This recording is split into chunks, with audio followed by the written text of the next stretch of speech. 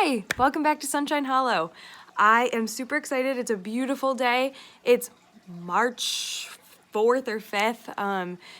It's unseasonably warm outside, which is a blessing and a curse. But I'm really excited to take you out and give you a first glimpse of the garden that you're going to be seeing much content on all summer long. It's my favorite place to be, and it's what we are. So I can't wait to take you on a little tour and show you what's going on in there.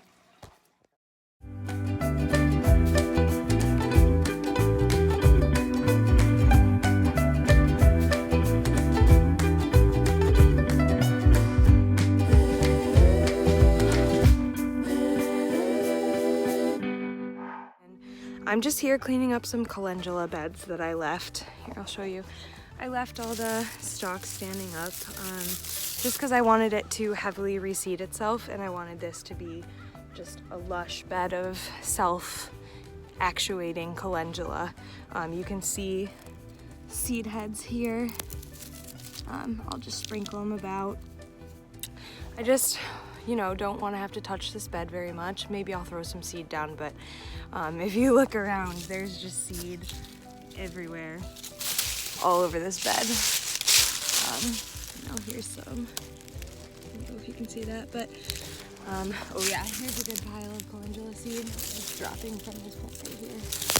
So I just wanted to give you a little insight into what calendula does and how aggressively it self-sows, which I actually love about it. As you can see, I'm able to harvest a few spinach leaves of spinach that overwintered in the garden without row cover or anything. I mean, we definitely had a mild winter for what we normally have, but oh, this is just amazing. I just pulled this carrot out of the ground. Here's our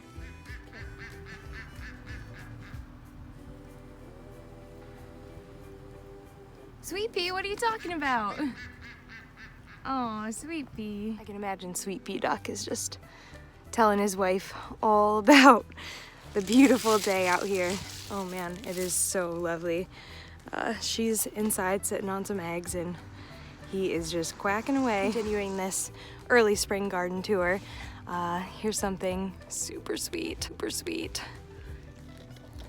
Oh, my shadow. Here are some tulips coming up. They are all throughout this bed here. Oh, here's a big one.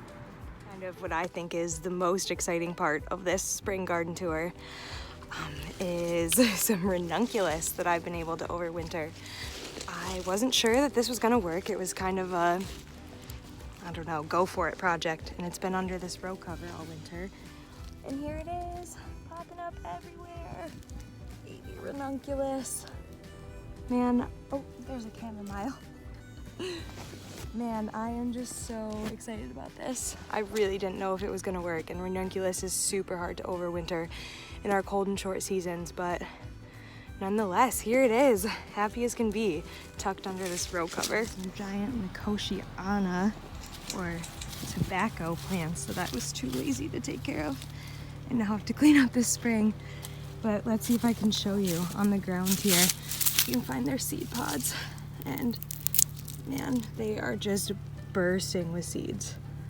Oh, it's just absolutely bursting. I highly doubt that they are going to self-sow and be everywhere, but this is how much they want to be alive. Look at all those tiny seeds. Arnica growing, which looks like it's gonna come back just fine. Probably be somewhat of a carpet, to be honest, which is what I hope. Where I had beautiful anise hyssop. Oh, you can still see it kept its seed pods and seed heads. Those tiny little black dots are its seed. So I'll just go ahead and spread that out. But you can see here it's coming in, nice and purple and sweet. Oh, so lovely. Oh, and if you were here, you would be able to smell how amazing this smells right now. Me just messing with the seed heads here. Here's the bed that I had catnip in.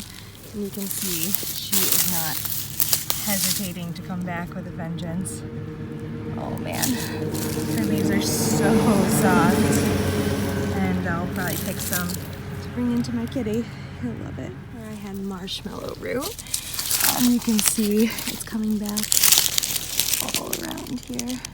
Those babies are all the marshmallow root coming back. Marshmallow has such beautiful flowers, so I'm likely to use them in bouquets this summer. But more than likely, this is their second year in the ground. I will be able to harvest their root and use it for medicine. Probably my most favorite bed in the garden.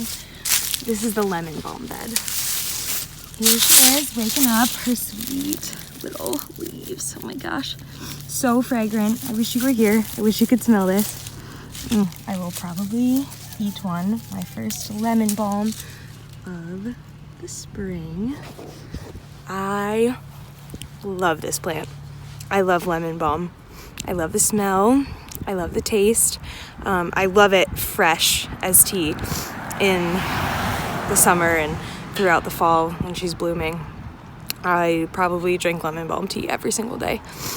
It just gets me feeling bright and spirited, as well as it also is a super awesome plant for just calming your nervous system and making you feel all around good.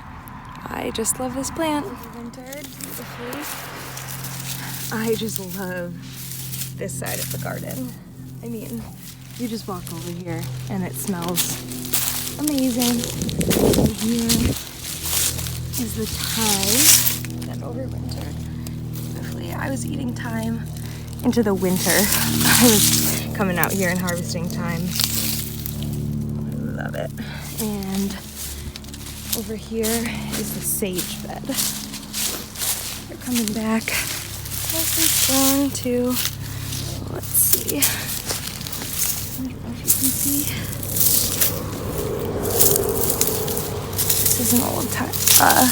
This is an old plant herself everywhere in my garden this year, which is so funny because last year I was like, man, I didn't save any mullein for oils. And I had some serious earaches this winter, and some people that I knew did too. And it's so funny that herbs just know what you need and decide to show up at the funniest times. And it just feels so good to be in the garden. It's such a beautiful day, and I don't know, can you see this bird box that's up here that Mitch put up for me? There's already been a bird in and out, so she's probably getting ready to have a nest and lay eggs. Last year, there was a little teeny tiny bird in there, and she would just scream at us when we were out here gardening. She would sit on the fence post and just like make the most god-awful noises at us. But we kind of actually befriended her at like some point or another. She just would like hang out and watch us, and you could tell she was just super nervous about us being there still, but kind of became a little companion, and we joke about her. Oh, she is so funny. So I hope we get a resident as entertaining as her this year. This is the one with pinnacles looking on. You can see all the animal bedding from the chicks and the rabbits in here. And all the vegetation that I'm pulling out and clipping out of the garden. And this is our compost from last year that's finished. It is so beautiful. It is so rich and so soft. And I just like am so excited to put it on everything I possibly can. We're super awful and left our tomatoes up from last year, which is a huge no-no in the world of tomatoes, because all of this was just covered in blight. And tomato blight is like a huge issue here in the Northeast. We just get pounded with it, and a lot of people don't even get tomatoes. As you can see, we were like all about the veg last year. Here's our peppers. This is our pepper row. I don't know if you can see the skeletons of the peppers, but we just were super lazy and had so much to do. You can see the tomatoes still hanging here. So now this soil is probably ridden with blight. So that means we're just probably not going to put tomatoes here. We're kind of focused on flowers anyway this year with the flower CSA and all, so you know, we'll just have a few tomatoes scattered about the garden, interplanted, and definitely not right here because we made a huge mistake. And you'll see we grow raised beds that we just double dug so that there'd be pathways in between the beds. This way we don't ever have to till. I can just lay layers and layers of compost down on these beds. Sorry, I got distracted and had to come inside. But as I was saying, we double dug all those beds and there's pathways in between, and now we never have to till. We just can lay years and years of compost on top and organic matter and just build those beds to be really awesome soil. And we went out and purchased a bunch of wood chips from a local sawmill. It was pretty inexpensive, and now we just have this big mountain of wood chips. And last year we really didn't have a chance to put the wood chips down just because we were working more on the infrastructure of the garden. We built just this insane massive fence. It took us so long, and we just spent so much time building the fence, which will be a lifetime investment, and we're really happy we did it. But we built the fence and we had to hand dig all those beds that we made, and there is a lot of them out there, trust me. We spent hours and hours just digging in the garden before we could even plant anything, so we really didn't have time to lay all that mulch. But this year we're gonna get right to it. We're really gonna ensure that those weeds don't affect our garden the way that it did last year. Thank you so much for joining me on my early spring garden tour. I was so excited just to be able to be outside.